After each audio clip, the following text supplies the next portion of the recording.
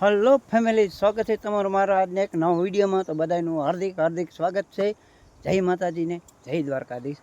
તો અત્યારે આવે છે આપણે ખેતરે ને અહીંયા મારી પાસે છે વાંસ, એટલે કે ગુજરાતીમાં કહે તો બાંબુ છે. ને આ 4 દિવસ થઈ ગયા છે. થોડો વરસાદ થયો તો ખેતરમાં વાવણી કરી દીધી છે. અને આપણે જોવા આવ્યા છીએ કે વાવણી તો કરી દીધી છે, પણ શું કે વરસાદ કાંઈ છે નહીં. હાવ ધોરું થઈ ગયું છે ને હવે બીના માંડવીના ડેડ ઓલા કે બે ઉગ્યા કે નથી ઉગ્યા આપણે જોવા આવ્યા છે ખેતરે.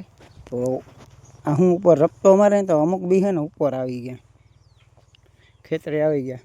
અહીંયા છે ને કેટલા 3 થી 4 જગ્યાએ છે ને બાંબુ છે ખેતરે. જો મસ્ત મજાના જો આવડા બાંબુ થયા છે. જો અહીંયા છે ખેતરે.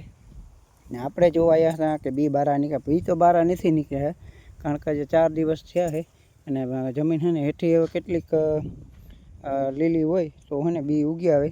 તો અત્યારે બધું હાવ ધોરું થઈ ગયું છે ને ખેતરે હાવ જોવું તો ખરી ક્યાંય જે નીકળ્યું નથી. 4 દિવસ થયા બીના ડેડવા નીકળ્યા નથી.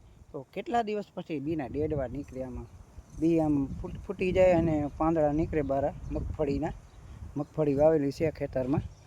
તો આપણે જોવા આવ્યા હતા પણ હજી કાંઈ દેખાતું નથી. જો આ બી દેખાય છે ઉપર જો એક અહીંયા છે, એક અહીંયા છે. આવડે ઉપરથી હું ટ્રેક્ટરનો રપટો મારે મિની ટ્રેક્ટર દ્વારા છે ને વાવણી કરી હતી મિની ટ્રેક્ટરથી. તો ઉપરથી છે ને મોટા ટ્રેક્ટરથી છે ને રપટો માર્યો મોટા ટ્રેક્ટરથી. એટલે અમુક બી છે ને જે વધારે રપટો લાગી જાય અમુક જગ્યાએ બી ઉપર આવી જાય. તો હું તો જોવા આવ્યો છું કે હું કે મગફળી ઉપર આવી ગઈ છે 4 દિવસની અંદર. તો ઉપર તો નથી આવી છે અને આપણે મસ્ત વાતાવરણમાં આવી ગયા છે ખેતરે. ને અહીંયા મારી બાજુમાં શું કે આ હેઠની વાડી છે ને આ બાજુમાં એનું ક્રશર પ્લાન્ટ છે, સ્ટોન ક્રશર પ્લાન્ટ. ખાણમાંથી પથ્થર કાઢી અને ક્રશિંગ કરે છે અને પછી કપચી અલગ ગામડા, તાલુકા અને જિલ્લાઓમાં જાય છે અલગ જગ્યાએ. તો આ બધું આ સેટનું જ છે. અહીંયા પાછળ ક્રશિંગ પ્લાન્ટ દેખાય તમને. અહીં થોડાક ઝાડવા છે. અહીંયા જો 3 બાંબુના ઝાડવા વાં છે અને 2 અહીંયા છે. તો અત્યારે હાલ ફિલહાલમાં છે ને મારી જોડે કોઈ છે નહીં. આ ખેતર છે ને રસ્તાના કાંઠે છે. જો એસટી બસ જાય છે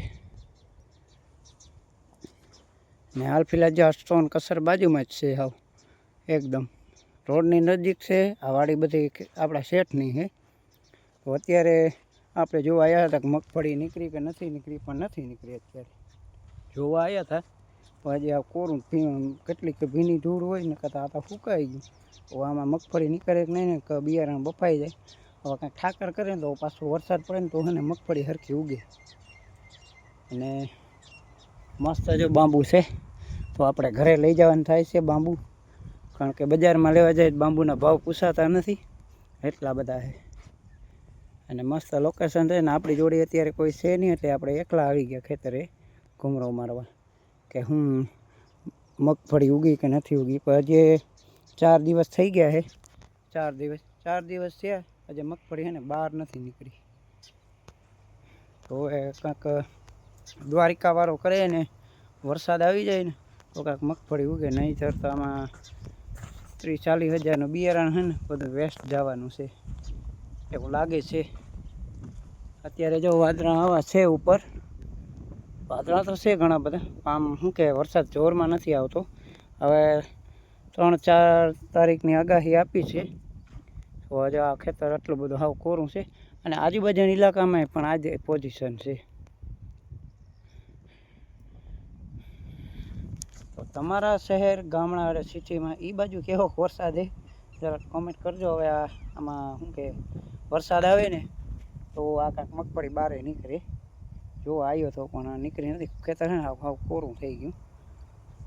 તો હાલો હવે એકલા છીએ એટલે આપણા બ્લોગને અહીંયા વિરામ દઈએ. મળીએ નેક્સ્ટ બ્લોગમાં. સારો લાગ્યો હોય તો લાઈક, ફોલો અને સબસ્ક્રાઈબ કરી નાખજો. તો મળીએ નેક્સ્ટ વિડીયોમાં. ત્યાં સુધી બધાને જય દ્વારકાધીશ, જય માતાજી. હાલો મળીએ નેક્સ્ટ વિડીયોમાં. ત્યાં સુધી બધાને બાય બાય.